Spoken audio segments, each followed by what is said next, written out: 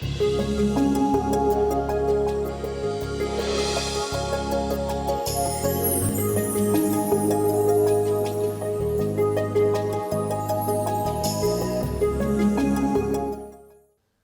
മീറ്റിങ്ങിൻ്റെ ഇടയ്ക്കാണ് ഇപ്രകാരം ഒരു ചോദ്യം ചോദിച്ചത്.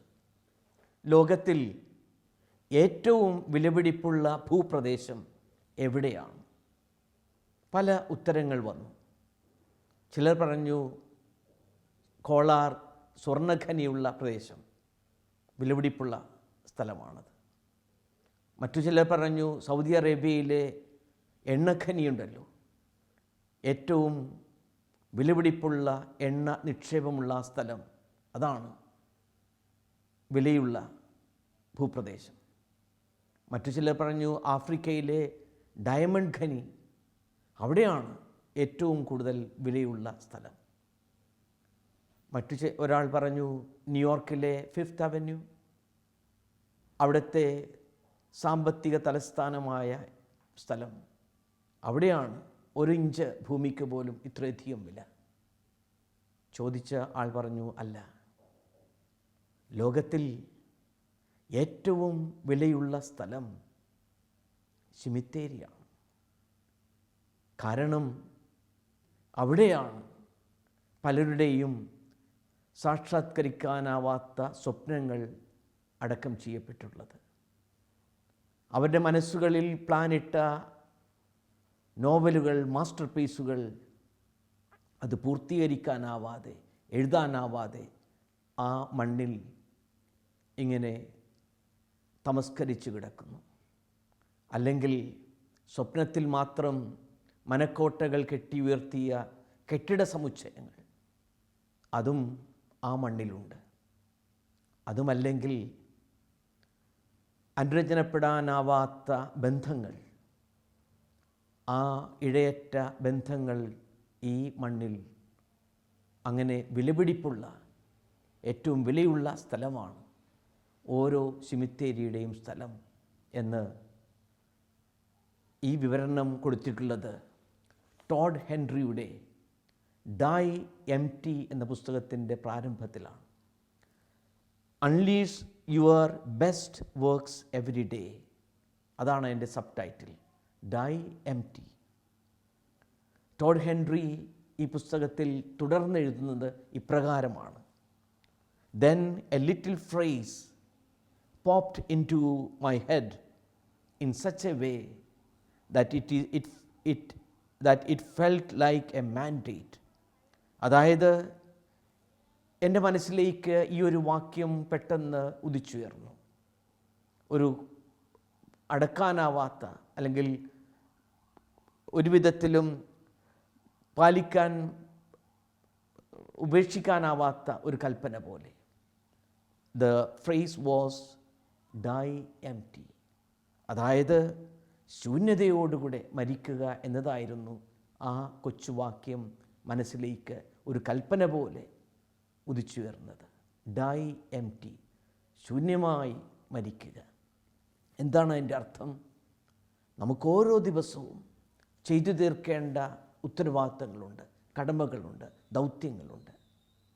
ആ ദൗത്യങ്ങൾ പൂർത്തീകരിക്കാതെ നാം ഓരോ ദിവസവും ഇങ്ങനെ പിന്നിട്ടാൽ നമ്മുടെ ജീവിതം ഇങ്ങനെ ഒരു ഭാരമായി, വലിയൊരു ഭാണ്ഡക്കെട്ട് പോലെ ആയിത്തീരും. എന്നാൽ നാം സംസാരിച്ചു തീർക്കാൻ സാധിക്കുന്നത്, ചെയ്തു തീർക്കാൻ നാം പദ്ധതിയിടുന്നത് ഓരോ ദിവസവും ആ ദിവസത്തെ കടമകളും കർത്തവ്യങ്ങളും ദൗത്യങ്ങളും ഉത്തരവാദിത്തങ്ങളും നാം പൂർത്തീകരിച്ച് ജീവിക്കുമ്പോൾ അവിടെ ഒരു സംതൃപ്തിയുണ്ട്. എല്ലാ കാര്യത്തിനും ഒരു സാഫല്യത്തിൻ്റെ അനുഭവമുണ്ട്. അങ്ങനെയുള്ള വ്യക്തികൾക്കാണ് ജീവിതത്തിൽ നിന്ന് കടന്നു പോകുമ്പോഴും ഡൈ എംപ്റ്റി, ഒന്നും പൂർത്തീകരിക്കാനില്ലാത്ത വിധത്തിൽ എല്ലാം പൂർത്തീകരിച്ചുകൊണ്ട് സന്തോഷത്തോടുകൂടെ ഈ ലോകത്ത് നിന്ന് മടങ്ങാനാവുക.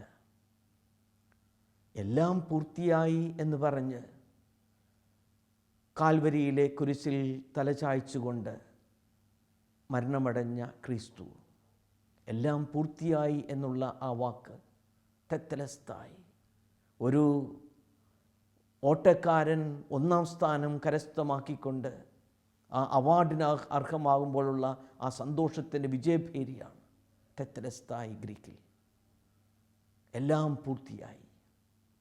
അങ്ങനെ താൻ ഏതൊരു ദൗത്യത്തിനു വേണ്ടി ഈ ലോകത്തിലേക്ക് അയക്കപ്പെട്ടുവോ ആ ദൗത്യം പൂർത്തീകരിച്ചതിൻ്റെ സംതൃപ്തിയിലുള്ള മനോഹരമായ ഒരു മരണമാണ് കാൽവരിയിലെ കുരിശിൽ അവസാന തുള്ളി രക്തം പോലും മറ്റുള്ളവർക്ക് വേണ്ടി ചിന്തിക്കൊണ്ട്, പിതാവേ, അങ്ങയുടെ കരങ്ങളിൽ എൻ്റെ ആത്മാവിനെ ഞാൻ സമർപ്പിക്കുന്നു എന്ന് പറഞ്ഞ് ക്രിസ്തു കടന്നു പോകുന്നത്. നിദ്ര എന്ന ഒരു മനോഹരമായ പുസ്തകമുണ്ട്. വിനായക് നിർമ്മൽ എഴുതിയതാണ്. Eternal journey to father's lap, അതായത് ദൈവപിതാവിൻ്റെ മടിയിലേക്കുള്ള നിത്യയാത്ര. അതിൽ ക്രിസ്തുവിൻ്റെ മരണത്തെപ്പറ്റി വിവരിക്കുന്ന വളരെ സുന്ദരമായ ഭാഗമുണ്ട്. സുന്ദരമായ മരണം, അതാണ് ക്രിസ്തുവിൻ്റെ മരണം. അതിന് പല കാരണങ്ങൾ കൊടുക്കുന്നുണ്ടെങ്കിലും നമുക്ക് പ്രത്യേകമായി 3 കാരണങ്ങൾ എടുക്കാം. ഒന്ന്, ക്രിസ്തുവിൻ്റെ മരണം ദൈവഹിതമാണെന്നുള്ള തിരിച്ചറിവ് ഉണ്ടായിരുന്നു. വേർപിരിയുന്നതിൻ്റെ വേദനയും നൊമ്പരവും ഒക്കെ ക്രിസ്തുവിനുണ്ടായി, മറ്റെല്ലാ മനുഷ്യരെയും പോലെ. എങ്കിലും തൻ്റെ ജീവിതവും ജീവിതത്തിലുള്ള എല്ലാ കാര്യങ്ങളും ദൈവപിതാവിൻ്റെ വിശുദ്ധ ഹിതമാണെന്ന് ക്രിസ്തുവിനറിയാമായിരുന്നു. ആ ഹിതം അല്ലാതെ തൻ്റെ ജീവിതത്തിൽ ഒന്നുമില്ല. അതുകൊണ്ടാണ് ലൂക്കായുടെ സുവിശേഷം 22-ാം അധ്യായം 42-ാം വാക്യത്തിൽ നാം വായിക്കുക, എങ്കിലും എൻ്റെ ഹിതമല്ല അങ്ങയുടെ ഹിതം നിറവേറട്ടെ എന്ന് ക്രിസ്തുവിന് പ്രാർത്ഥിക്കാനാകുക. നമ്മുടെയും ജീവിതത്തിൽ എല്ലാറ്റിലും ദൈവത്തിൻ്റെ ഹിതം അന്വേഷിക്കുകയും ആ വിശുദ്ധ ഹിതമനുസരിച്ച് പ്രവർത്തിക്കുകയും ചെയ്യുമ്പോൾ നമ്മുടെയും കടന്നുപോകൽ, നമ്മുടെ അനുദിന ജീവിതവും ആ ജീവിതത്തിനുള്ള കടന്നുപോകലും ഏറ്റവും സുന്ദരമായി മാറും. ക്രിസ്തുവിൻ്റെ ജീവിതം അതായിരുന്നു, ദൈവഹിതത്തിൻ്റെ പൂർത്തീകരണമായ ഒരു ജീവിതം. രണ്ടാമതായി, ക്രിസ്തുവിൻ്റെ മരണം ഓർമ്മയ്ക്കായുള്ള ഒരു മരണമാണ്. തൻ്റെ മരണത്തിൻ്റെ തലേന്നാൾ ശിഷ്യന്മാരോടൊപ്പം അന്ത്യത്താഴം കഴിക്കവേ, അതുകൊണ്ടാണ് അപ്പമെടുത്ത് വിഭജിച്ച് വാഴ്ത്തി ശിഷ്യന്മാർക്ക് കൊടുത്തുകൊണ്ട് പറയുക, എൻ്റെ ഓർമ്മയ്ക്കായി ചെയ്യുവിൻ. അതുകൊണ്ട് തന്നെയാണ് ആ മുന്തിരിച്ചാറ് നിറഞ്ഞ ചഷകം കയ്യിലെടുത്ത് കൃതജ്ഞതാസ്തോത്രം ചൊല്ലി വാഴ്ത്തി ശിഷ്യന്മാർക്ക് കൊടുത്തുകൊണ്ട് പറയുക, ഇതെൻ്റെ രക്തമാകുന്നു, നിങ്ങൾക്ക് വേണ്ടി ചിന്തപ്പെടുന്ന എൻ്റെ രക്തം, എൻ്റെ ഓർമ്മയ്ക്കായി ഇത് ചെയ്യുക. അങ്ങനെ മറ്റുള്ളവർക്ക് വേണ്ടിയുള്ള, മറ്റുള്ളവർക്ക് ഓർമ്മിപ്പിക്കത്തക്ക വിധത്തിലുള്ള ഒരു ജീവിതം ജീവിക്കുമ്പോൾ, മറ്റുള്ളവർക്ക് മറന്നു പോകാതിരിക്കാൻ പറ്റുന്ന നന്മ ചെയ്ത് കടന്നു പോകുന്ന ഒരു ജീവിതം, ആ കടന്നുപോകൽ തന്നെ ജീവിതം പോലെ മനോഹരമായി മാറുന്നു. മൂന്നാമതായി, ക്രിസ്തുവിൻ്റെ ജീവിതം ഇങ്ങനെ പിതാവിൻ്റെ സന്നിധിയിലേക്കുള്ള കടന്നുപോകലായിരുന്നു. ക്രിസ്തുവിൻ്റെ മരണം, പിതാവേ, അങ്ങയുടെ കരങ്ങളിൽ എൻ്റെ ആത്മാവിനെ സമർപ്പിക്കുന്നു എന്ന് പറഞ്ഞ് തൻ്റെ ജീവിതത്തിൻ്റെ എല്ലാ കാര്യങ്ങളും, ഈ നൊമ്പരവും കുരിശിലെ വേദനയും എല്ലാം സമർപ്പിച്ചുകൊണ്ടുള്ള ഒരു കടന്നുപോകൽ. പിതാവിൻ്റെ കരങ്ങളിൽ സമർപ്പിക്കുന്നതെല്ലാം ശ്രേഷ്ഠമുള്ളതായി ആയിരിക്കണം. ആ കരങ്ങളിൽ വിലപിടിപ്പുള്ള കാര്യങ്ങളാണ് യഥാർത്ഥത്തിൽ നാം സമർപ്പിക്കേണ്ടത് എന്ന് നമുക്കറിയാം. അങ്ങനെ ആ പിതാവിനെ സ്വീകരിക്കുവാൻ സാധിക്കുന്നതും ഇപ്രകാരം വിലപിടിപ്പുള്ള ഒന്ന്. ജീവിതം ക്രിസ്തുവാണെങ്കിൽ മരണം നേട്ടമാകും എന്ന പൗലോസ് അപ്പോസ്തലൻ്റെ ആ വാക്കുകളും, അങ്ങനെ മനോഹരമായ ഒരു ജീവിതം, ആ ജീവിതം ദൈവപിതാവിൻ്റെ കരങ്ങളിൽ ശ്രേഷ്ഠമായി സമർപ്പിക്കപ്പെടുമ്പോൾ ആ കടന്നുപോകൽ സുന്ദരമായി മനോഹരമായി തീരുന്നു. അങ്ങനെയാണ് ക്രിസ്തുവിൻ്റെ മരണം അതിമനോഹരമായി മാറുക.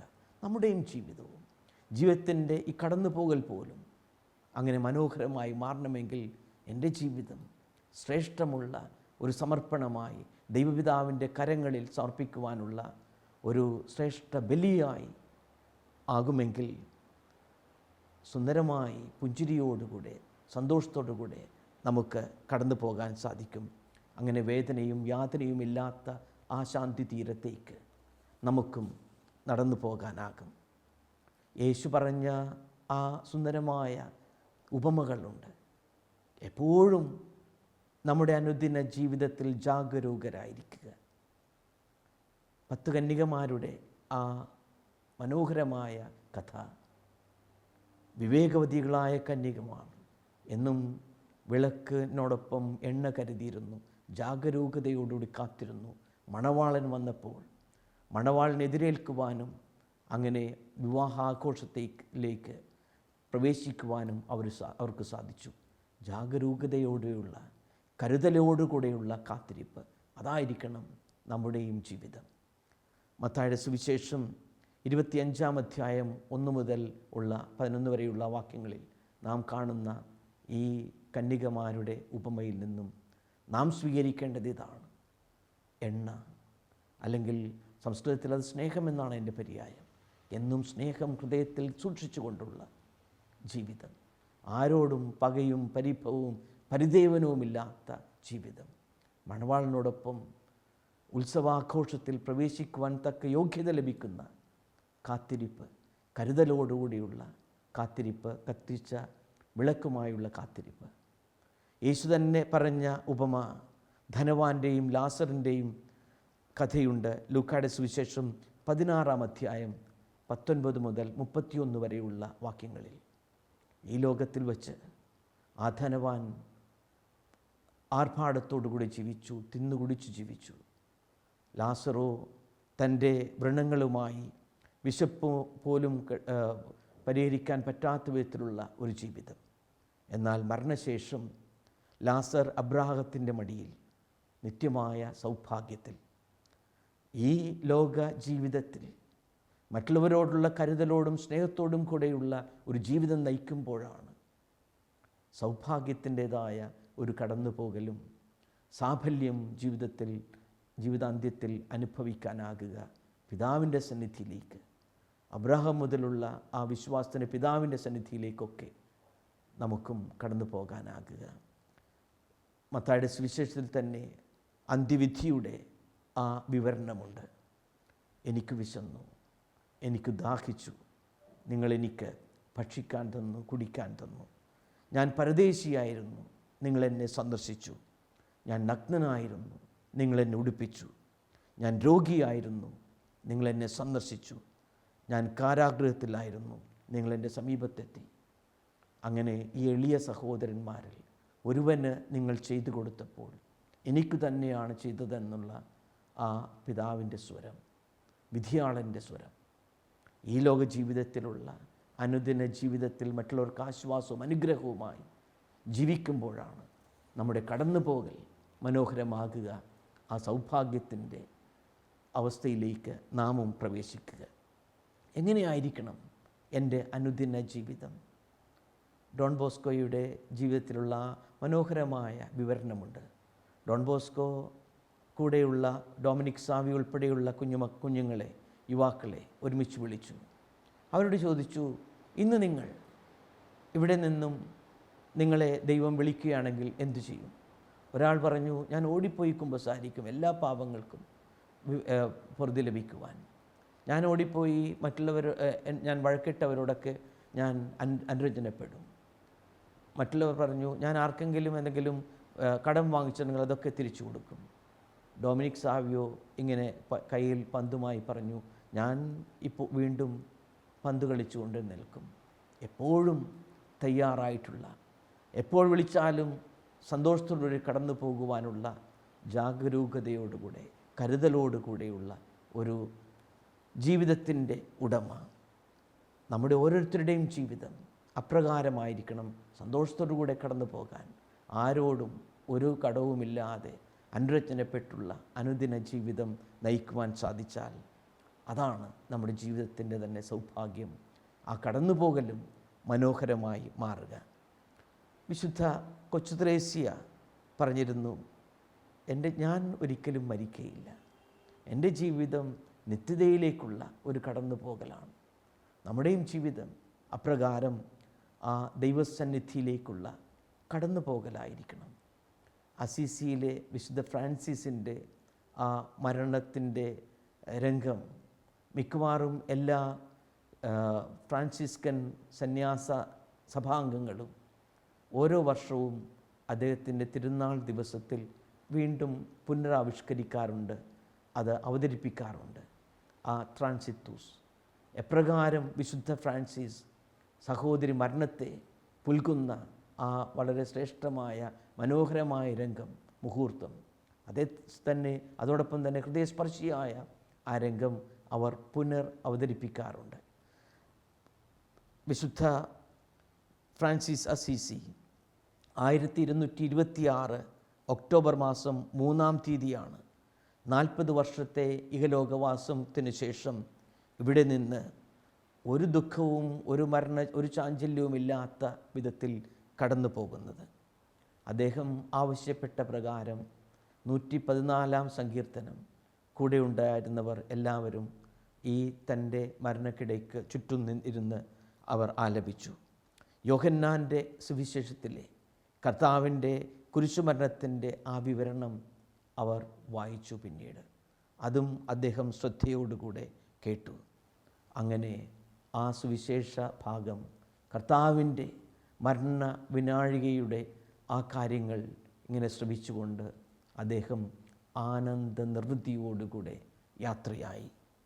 അതാണ് ട്രാൻസിത്തൂസ് ആഘോഷപരമായി ഓരോ വർഷവും ഇങ്ങനെ നാം പ്രത്യേകിച്ച് ഈ ഫ്രാൻസിസ്കൻ സന്യാസ ഭവനങ്ങളിൽ ആവർത്തിക്കുന്നത്. വിശുദ്ധ അസീസിയിലെ ഫ്രാൻസിസിന് മരണം ഒരാഘോഷമായിരുന്നു. സന്തോഷത്തോടു കൂടിയാണ് സഹോദരി മരണത്തെ പുൽകുന്നത്. ഈ അടുത്തിടെ വാട്സപ്പിൽ ഇപ്രകാരം ഒരു റൈറ്റപ്പ്, ഒരു ടെക്സ്റ്റ് കിട്ടി. ഇനി അല്പദൂരം മാത്രം. കഥ ഇതാണ്: തിക്കും തിരക്കുമുള്ള ഒരു ബസ്സിലേക്ക് വലിയ ബാഗും ഭാണ്ഡക്കെട്ടും ഒക്കെയായി ഒരു പ്രായമുള്ള സ്ത്രീ കടന്നു വരുന്നു. ഇരിക്കാൻ സ്ഥലമില്ല, നിൽക്കാൻ സ്ഥലമില്ല. അങ്ങനെയുള്ള ആ സ്ഥലത്തേക്ക് വന്നിട്ട് അവിടെ ഇരുന്നിരുന്ന 3 പേർ ഇരുന്നിരുന്ന ആ സീറ്റിലേക്ക് ഇവരും വന്ന് അങ്ങനെ ആ ബാഗും ഇതെല്ലാം വെച്ച് ഇരുന്നു അവരുടെ ഇടയ്ക്ക്. അപ്പോൾ മറ്റുള്ളവർ പറഞ്ഞു, അവരോട് മാറിയിരിക്കാൻ പറയും, ആ ബാഗ് നീക്കി വെക്കാൻ പറയൂ എന്നൊക്കെ പറഞ്ഞു. പക്ഷേ അവിടെ ഉണ്ടായിരുന്ന ഒരു സ്ത്രീ ഒരു പ്രതികരണവും കൊടുത്തില്ല. അവർ അഡ്ജസ്റ്റ് ചെയ്ത് സന്തോഷത്തോടുകൂടെ സൗമ്യതയോടുകൂടെ ആ സാധു സ്ത്രീയെ സ്വീകരിച്ച് അങ്ങനെ ഇരുത്തി. അപ്പോൾ ആരോ ചോദിച്ചു, എന്താണ് നിങ്ങൾക്ക് ഒരു പ്രതികരണവുമില്ലേ? അവർ തിരിഞ്ഞു പറഞ്ഞു, ഈ യാത്ര ഒരുമിച്ചുള്ള യാത്ര ഇനി അല്പദൂരം മാത്രമേ ഉള്ളൂ. അടുത്ത ബസ് സ്റ്റോപ്പിൽ അല്ലെങ്കിൽ 1-2 ബസ് സ്റ്റോപ്പ് കഴിയുമ്പോൾ ഞാൻ ഇറങ്ങും. അതിനുശേഷം നാം ഓരോരുത്തരും ഇറങ്ങേണ്ടതാണ്. ഈ അല്പദൂരമുള്ള യാത്ര ഏറ്റവും സൗമ്യമായി മറ്റുള്ളവരോട് സഹകരിച്ചുകൊണ്ട് വേണ്ടേ എന്ന് ആ സഹോദരി മറ്റുള്ളവരോട് പറഞ്ഞു അത്രേ. യഥാർത്ഥത്തിൽ നമ്മുടെ ജീവിതം അപ്രകാരമാണ്. നമ്മൾ ഒരുമിച്ചുള്ള ഈ യാത്ര ഇനി അല്പദൂരം മാത്രം. എങ്കിൽ തർക്കത്തിൻ്റെയും വഴക്കിൻ്റെയും സ്വത്തിൻ്റെ പേരിലുള്ള പിണക്കത്തിൻ്റെയും ഒക്കെ കേസ് കൊടുക്കുന്നതിൻ്റെയുമൊക്കെ കാരണമെന്ത്? നമ്മുടെ ഈ ജീവിതം എത്ര നശ്വരമാണെന്നും നാം എല്ലാവരും ഇവിടെ നിന്ന് കടന്നു പോകേണ്ടവരുമാണ്. ഇനി അല്പദൂരം മാത്രം. എങ്കിൽ ആ അല്പദൂരം സന്തോഷത്തോടു കൂടെ തന്നെ കടന്നു പോകണം. സമാധാനത്തോടു കൂടെ ആയിരിക്കണം ജീവിതം. സംതൃപ്തിയോടുകൂടി ആയിരിക്കണം നമ്മുടെ ഓരോ ദിവസവും. മനസ്സ് മുഴുവൻ ദൈവത്തിൽ സമർപ്പിച്ചുകൊണ്ട് ആ സംതൃപ്തിയും സന്തോഷവും സൗഭാഗ്യവും സ്വന്തമാക്കിക്കൊണ്ടുള്ള ജീവിതം. ആരോടും പകയോ എതിർപ്പോ വെറുപ്പോ കൂടാതെ ഇങ്ങനെ സംതൃപ്തിയോടുകൂടെ പോകുക. അവരുള്ളതെല്ലാം എനിക്ക് സ്വന്തമാക്കണം, മറ്റുള്ളവരുള്ളതെല്ലാം എൻ്റേതാകണം എന്നുള്ള ചിന്തയില്ലാതെ സ്വാർത്ഥതയില്ലാതെ ജീവിക്കുമ്പോൾ എത്രയോ സന്തോഷമായി സംതൃപ്തിയാകും നമ്മുടെയും ജീവിതം. അപ്രകാരമുള്ള ഒരു ജീവിതം ആയിരിക്കണം, ഒരു കടന്നുപോകലായിരിക്കണം നമുക്കും സ്വന്തമാക്കേണ്ടത്. ഏതാനും നാളുകൾക്ക് മുൻപ് വൈറലായ ഒരു ചിത്രമുണ്ട്. ഒരു സിസ്റ്റർ, ഒരു കർമ്മലീത്ത സന്യാസിനി മരിച്ചു കിടക്കുന്ന ചിത്രം. ഇങ്ങനെ പുഞ്ചിരിയോടുകൂടെ സംതൃപ്തിയോടുകൂടെ മരിച്ചു കിടക്കുന്ന ആ ചിത്രം. സിസീലിയ മരിയ എന്നാണ് ആ സിസ്റ്ററിൻ്റെ പേര്. അവർ ഏറെ നാൾ രോഗിണിയായിരുന്നു, രോഗാതുരമായ അവസ്ഥയിലായിരുന്നു. ക്യാൻസറോ മറ്റ് വളരെ സഹനം കൊടുത്ത രോഗങ്ങളുള്ള സഹോദരി. പക്ഷേ അവരുടെ ആ ജീവിതവും കടന്നു പോകലും, പ്രത്യേകിച്ച് അവർ അവസാന നിമിഷം വിശുദ്ധ കുർബാന ഇങ്ങനെ ഉൾക്കൊണ്ടുകൊണ്ട് അവർ പുഞ്ചിരിയോടുകൂടെ സന്തോഷത്തോടുകൂടെ മരിക്കുകയും ആ പുഞ്ചിരി അവരുടെ മുഖത്ത് മായാതെ മങ്ങാതെ നിൽക്കുകയും, അതാണ് വൈറലായി മാറിയ ആ ചിത്രം. ബ്യൂണസ് അയേഴ്സിൽ കാർമൽ വില്ലയിൽ കിടന്ന് ഈ സഹോദരി മരിച്ച കാര്യം ഫ്രാൻസിസ് പാപ്പ പോലും എടുത്ത് പറഞ്ഞു. നമ്മുടെ ജീവിതം എപ്പോഴും അങ്ങനെ മറ്റുള്ളവർക്ക് ആശ്വാസവും അനുഗ്രഹവുമായി തീരണം. സന്തോഷത്തോടു കൂടെയുള്ള ഒരു കടന്നു പോകലാകണം നമുക്ക്. സംസ്കൃതത്തിൽ ഇപ്രകാരം പറയാറുണ്ട്: അനായാസേന മരണം വിനാന്വേന ജീവിതം. നമ്മുടെ ജീവിതം ഒരു വിനകളുമില്ലാതെ മറ്റുള്ളവർക്ക് നന്മകൾ കൊടുത്തുകൊണ്ടുള്ള ഒരു ആകുമെങ്കിൽ അനായാസേന മരണം, ഒരു പ്രയാസവുമില്ലാതെ സംതൃപ്തിയോടുകൂടെ നമുക്ക് കടന്നു പോകാം. Die empty. മറ്റുള്ളവർക്ക് സ്നേഹം കൊടുത്ത്, മറ്റുള്ളവരോട് അനുരഞ്ജനപ്പെട്ട്, ആരോടും പകയില്ലാതെ പരിദേവനവുമില്ലാതെ ഉള്ള ഒരു ജീവിതം, അതാണ് ഏറ്റവും കരണീയം. കർത്താവിൻ്റെ ആ കടന്നുപോകൽ പോലെ ദൈവഹിതത്തിൽ സമർപ്പിച്ച് മുന്നോട്ട് പോകാം. നമുക്കൊരു നിമിഷം പ്രാർത്ഥിക്കാം. സ്നേഹപിതാവായ ദൈവമേ, ഞങ്ങളുടെ ജീവിതം അങ്ങയുടെ വിശിഷ്ടമായ ദാനമാണ്. ഏറ്റവും ശ്രേഷ്ഠമുള്ള ഒരു സമ്മാനമായി ഞങ്ങളുടെ ജീവിതം അങ്ങയുടെ കരങ്ങളിൽ സമർപ്പിക്കാൻ, അങ്ങനെ ഈ കടന്നുപോകൽ, അങ്ങയുടെ സന്നിധിയിലേക്കുള്ള തിരിച്ചുവരവ് ഏറ്റവും സന്തോഷപ്രദമായി മാറാൻ ഞങ്ങളുടെ ജീവിതങ്ങളെ അനുഗ്രഹിക്കണമേ. എന്നും കരുതലോടുകൂടെ കത്തിച്ച ദീപം കയ്യിലേന്തിക്കൊണ്ട് മണവാളനെ കാത്തിരിക്കുന്ന ആ കന്യകമാരെ പോലെ ജാഗരൂകതയോടുകൂടി ജീവിക്കാൻ ഞങ്ങളെ അനുഗ്രഹിക്കണമേ. എനിക്ക് വിശന്നു, ദാഹിച്ചു, നിങ്ങളെനിക്ക് ഭക്ഷിക്കാൻ തന്നു, കുടിക്കാൻ തന്നു. അങ്ങനെ ഈ ചെറിയ സഹോദരരിൽ ഒരുവനെങ്കിലും നിങ്ങൾ ചെയ്തു കൊടുത്തപ്പോൾ നിങ്ങൾ എനിക്കാണ് ചെയ്തു തന്ന ആ വചനം അനുസരിച്ച് മറ്റുള്ളവർക്ക് ആശ്വാസമായി അനുഗ്രഹമായി ഉള്ള ഒരു ജീവിതം ഞങ്ങൾക്ക് സമ്മാനിക്കണമേ. അങ്ങനെ പുഞ്ചിരിയോടുകൂടെ അല്ലലില്ലാതെ കടന്നു പോകാൻ വേണ്ട കൃപ ഞങ്ങൾക്ക് തരണമേ. യേശുവിനെ പോലെ പിതാവേ, അങ്ങയുടെ കരങ്ങളിൽ ഞങ്ങളുടെ ജീവിതത്തെ സമർപ്പിക്കുന്നു എന്ന് പറഞ്ഞ് ആ ശ്രേഷ്ഠമുള്ള ഒരു സമർപ്പണമാക്കി ഞങ്ങളുടെയും ജീവിതത്തെ മാറ്റണമേ. പ്രിയമുള്ളവരെ, പുഞ്ചിരിയോടുകൂടെ കടന്നു പോകണമെങ്കിൽ മറ്റുള്ളവർക്ക് സ്നേഹം കൊടുത്ത് നന്മ ചെയ്ത് ഉള്ള ജീവിതമാകണം നമ്മുടെ ജീവിതത്തെ. എന്നും ദൈവം കൈപിടിച്ച് നടത്തട്ടെ. ദൈവം നമ്മെ സമൃദ്ധമായി അനുഗ്രഹിക്കട്ടെ.